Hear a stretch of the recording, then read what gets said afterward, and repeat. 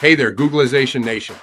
In this deep dive segment, we'll be exploring key takeaways from a recent episode of Geeks, Geezers, and Googlization that focused on 2024 U.S. election polling trends. The episode, available at youtube.com/Ira Wolfe, features political scientist Dr. Chris Borick, director of Muhlenberg College's Institute of Public Opinion, who offers his expert analysis on the current political landscape.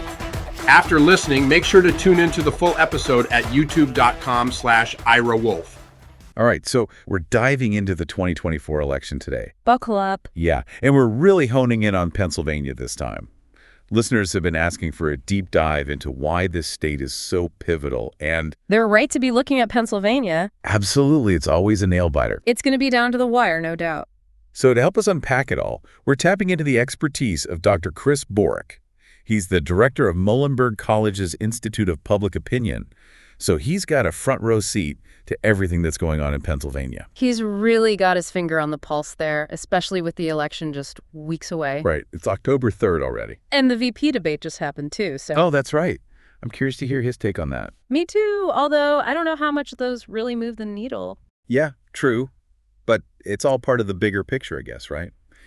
And speaking of the bigger picture, we've got Hurricane Helene, that potential economic slowdown looming with the longshoremen strike. And don't forget those escalating tensions between Iran and Israel. It's a lot. Does all that external stuff, all that national mood, does it really influence how people vote? Oh, absolutely. Think of it this way. All of those situations, they create a feeling.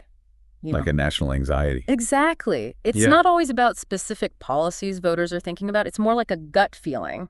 Are things under control? Is the current administration handling these crises well? And if the answer is no, that's when things can tip in a close race, for sure. And we know Pennsylvania can get really, really close. 2020 proved that. 82,000 votes.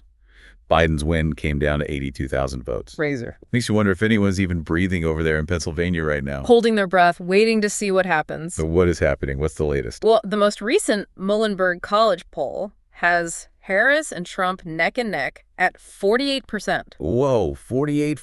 Seriously. Seriously. That's, wow, talk about every vote mattering. And we know Pennsylvania has been hit hard by those rising grocery prices. I saw they had some of the highest increases in the entire country. Right, and that kind of economic anxiety, it seeps into everything. People are worried about putting food on the table and... It makes those bigger political issues feel very real. Exactly. When you're worried about affording groceries, it makes you look at the bigger picture differently. It's like that saying, it's the economy, stupid.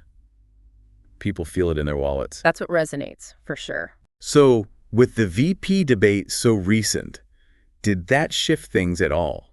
It's probably too soon to say. You know, it's unlikely that the debate alone caused any major shifts. Right. But in a race this tight, even the smallest change can have ripple effects. It's like a domino effect almost. Exactly. So we'll be watching the polls closely to see if there's any movement. This is already getting interesting. We haven't even touched on the Senate and House races yet. Because it's not just about the presidency, is it? Definitely not. Control of both the House and the Senate is also up in the air, and Pennsylvania plays a big role in that too. All right, so let's talk about that. What's going on with those races? Well, for starters, that Senate race in Pennsylvania is getting a lot of attention. Didn't expect that. It's definitely more heated than people initially thought. Yeah, you've got Bob Casey, the incumbent, going for a fourth term as a Democrat. You'd think he'd be a shoo-in, right?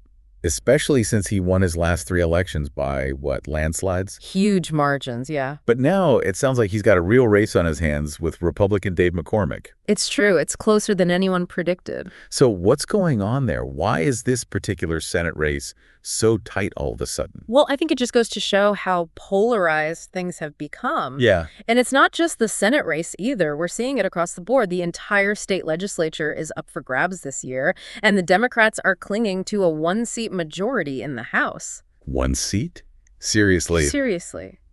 Every single vote could tip the balance of power. Talk about pressure. So that energy, that tension, you're saying it's palpable everywhere in Pennsylvania right now. Absolutely. Even in my own town, every local race is neck and neck. Wow, that's really saying something. So all this talk about tight races, nail-biters, Yeah. it makes you wonder, can we even trust the polls this time around? It's a fair question. I mean, 2016, 2020, Those polls, they didn't exactly nail it, did they? You're right to be cautious. Both of those elections, they saw the polls underestimating Trump's support, and that's something that pollsters have been looking at really closely ever since. So have things changed? Or are we going to see a repeat of those polling mishaps? Well, pollsters are constantly trying to adapt their methods, especially with the rise of online surveys and everyone using cell phones now instead of landlines. Right. It's like trying to hit a moving target. It's a real challenge. And then you've got to try to predict voter turnout, which is incredibly difficult. And it seems like it's only gotten more complicated with this partisan divide over mail-in voting, right? Absolutely. That adds a whole other layer of complexity. And then in Pennsylvania, you have that rule about not even processing those mail-in ballots until Election Day. Which just seems like a recipe for delays and potential mistrust, no matter which way the election swings, right? Exactly. It's a situation that has a lot of political analysts concerned. Before we get too far down that road, though, let's talk more about those potential surprises lurking in the polls. Could there be a hidden wave of support for either candidate that we're just not seeing? It's possible, sure. Anything is possible. But I'll say this. Based on the data we have right now, I think a landslide victory for either side would be pretty surprising. Okay, so no sweeping predictions this time around. Polls are a snapshot, not a crystal ball, you know what I mean? I get it. So you're saying we've got two very competitive candidates in a state known for its tight races. That's one way to put it. All right, well, this is already shaping up to be a wild ride, and we haven't even gotten into the issues that are at the forefront of voters' minds. Oh, we could spend hours on that alone. Right.